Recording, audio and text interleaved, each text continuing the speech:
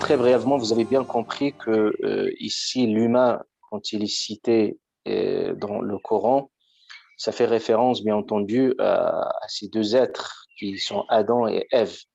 Et on va voir que tout au long de cette sourate, l'injonction divine et aussi cet honneur qui s'est fait pour l'homme et la femme. Donc, il n'y a pas donc il y a une égalité ontologique dès le départ et vous allez le voir très explicitement dans les textes qui vont nous accompagner. Et donc, Allah subhanahu wa ta'ala, vous avez pu voir quand il a parlé aux anges et quand il a parlé de Khalif, vous avez bien compris que la notion de Khalif, donc ce n'est pas, c'est une notion civilisationnelle qui concerne l'humain en tant qu'humain, au-delà de ce qu'il peut faire de cette mission et de cette responsabilité que Dieu lui a confiée. Et bien entendu, à travers l'expérience de l'humain sur Terre, on va voir la première expérience de l'être humain quand il sera au paradis, serait confronté à soi-même et ce sera une forme de révélation de l'être humain par rapport à ses fragilités et par rapport à sa vulnérabilité. Et c'était vraiment une première expérience pour pouvoir descendre sur Terre et assumer sa mission, bien entendu, sur Terre. On a vu comment Allah subhanahu wa ta'ala a honoré l'être humain. Donc, la première des choses, c'est qu'il déclare ouvertement, et c'est très important, quand vous voulez annoncer un événement de cette ampleur, Allah subhanahu wa ta'ala s'est adressé aux anges et qui leur a déjà parlé, les a déjà informés de cette fonction qu'il va déléguer ou il va donner à l'être humain. Donc, c'était le premier épisode qui est très, très, très important. Et un deuxième moment où Allah Azza wa Jal va mettre en valeur l'être humain et puis il va montrer aux anges, quand vous avez pu voir, comme quoi cet être humain, au-delà des préjugés qu'on peut avoir sur l'être humain, au-delà de certains vices aussi qui font partie de la nature humaine et que l'être humain aussi, certes, il y a un côté obscur et qui va se vérifier certainement à travers ce penchant de l'être humain vers la transgression et parfois vers même aller à l'extrême violence et répandre le sang sur terre, certes, mais à côté de cela également, il y a un autre côté aussi lumineux de l'être humain et c'est dans cette conception qu'on a de l'être humain dans la conception musulmane. Donc, on n'a pas ni une conception noircie de l'être humain, ni aussi une conception ou également idéaliste de l'être humain. Donc, ni côté angélique, n'a pas un côté très angélique de l'être humain, ni aussi un côté aussi obscur de l'être humain. Donc, l'être humain, dans sa nature, il a des penchants. Allah Azza wa Jalla, il a voulu qu'au même titre qu'il peut transcender il peut s'élever spirituellement, comme il peut aussi rechuter et aussi de connaître des situations aussi qui peuvent lui faire perdre même son humanité. Donc ça, c'est un élément très important à comprendre. Et puis, le prophète alayhi salam nous a informé dans la création de Adam, donc c'est de sa création, bien entendu, Allah subhanahu wa ta'ala a créé bien entendu de la terre. On a déjà relevé ce lien indéfectible et ce lien aussi, ce lien naturel et ontologique qui nous lie à la terre. Et c'est pour ça qu'on a un attachement particulier à la terre et n'importe quelle terre dans laquelle nous vivons et nous voyons qu'il y a un attachement naturel. C'est pour ça l'amour c'est pour ça on a vu tous les êtres humains à travers l'histoire qui défendent leur patrie, ils défendent leur territoire, ils défendent. C'est lié justement à ce lien très affectif et un attachement par rapport à la terre. Le prophète alayhi salam aussi nous a informé que de cette terre-là, la terre aussi, euh, la terre, on a plusieurs natures, sortes aussi, et des composants de la terre.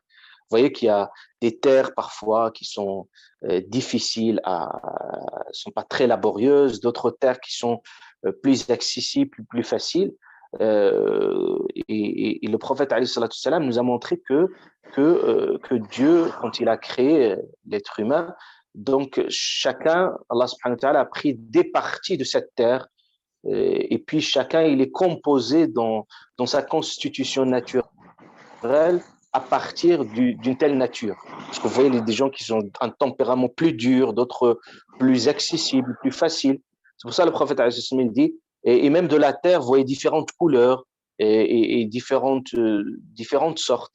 Et aussi, c'est pour ça que le prophète il nous a dit, فَمِنْهُمُ السَّهْلُ وَمِنْهُمُ الْحَزْنُ. Donc vous trouvez parmi les êtres humains qu'il y a des gens qui sont plus accessibles, plus abordables, plus faciles, plus gays, c'est-à-dire au sens dans la gaieté au niveau de leur façon de vivre. Et vous voyez qu'il y a d'autres personnes encore tempérament encore plus dur, plus hanté, ne sont plus accessibles au sens. Le prophète nous a montré فَمِنْهُمُ السَّهْلُ وَمِنْهُمُ الْحَزْنُ, à côté de la facilité également. Et aussi, il y a d'autres. Et c'est de cette nature-là que ça découle aussi notre composition aussi naturelle. Et également, le prophète nous a parlé aussi que les êtres humains, ma'adin, nous a parlé des êtres humains aussi, c'est comme tout ce qu'on peut sortir, ressortir également des trésors de la terre. Vous trouvez qu'il y a de l'or, il y a du fer, il y a du zinc, etc. Donc, on a de même aussi par rapport aussi à la nature des êtres humains. Donc, juste parce que quelqu'un m'a posé la question sur Adam, parce que vous trouvez que Adam en langue arabe, Adam et Adam dans les différentes langues pratiquement, on prononce les mêmes mots, Adam. Mais qu'est-ce qu'il signifie en langue arabe?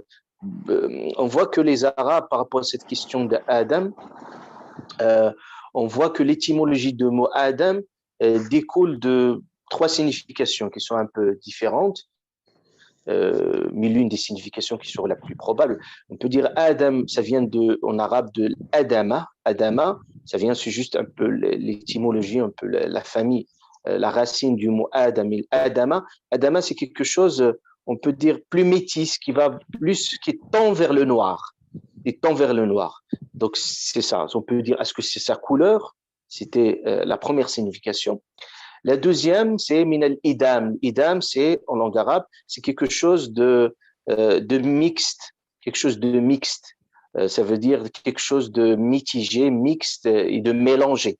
Peut-être il fera référence, bien entendu, à sa nature composite, donc ce qui fait au même titre qu'il a une part naturelle de l'argile, parce que c'est un être aussi de l'argile, et au même titre, vous voyez l'argile aussi, c'est quelque chose qui ne se tient pas, quelque chose de très fragile, de très fragile. Et puis également, c'est un souffle, et là, le souffle de Dieu, donc ce qui fait ces deux tendances qui est très différent par exemple, des anges, comme on l'a bien expliqué aussi, de l'animal dans sa composition. Et puis également, une autre signification de Adam qui pourrait faire référence à l'Adama. En langue arabe, Adama, c'est quelque chose quelqu'un, c'est une forme de sécurité. Donc, Adam, yu'damu baynakuma, le prophète Smith parlait du yu'dam baynakuma, quand quelqu'un, il est plus en sécurité en présence de l'autre. Et c'est d'ailleurs, même on dit al-insan, l'être humain, qui est l'humain en langue arabe, qui veut dire ya'nasu bi ghayri, au sens qu'il se rassure, parce que c'est un être social, il ne veut pas l'isolement, le retrait, il veut absolument, il est rassuré en présence de l'autre. Donc ici, on peut dire que oui, c'est une forme de sécurité pour l'être humain quand il est en présence d'un autre être. Donc, c'est le ratio. Et puis, la troisième signification, c'est qu'on disait, c'est ce que j'ai déjà relevé, c'est que Adam, c'est ce qu'on a, ça vient de Adim. Adim, ça vient de la terre. De la terre. Et d'ailleurs, cette signification est la plus proche, la plus probable, même si les autres significations ne sont pas contradictoires, elles sont concordantes, parce que chacune, il explique une partie aussi, une nature de l'être humain. Et d'ailleurs, même en hébreu également, le Adim, il a la même signification étymologique de dire que ça vient de la terre. Ça signifie bien entendu la terre.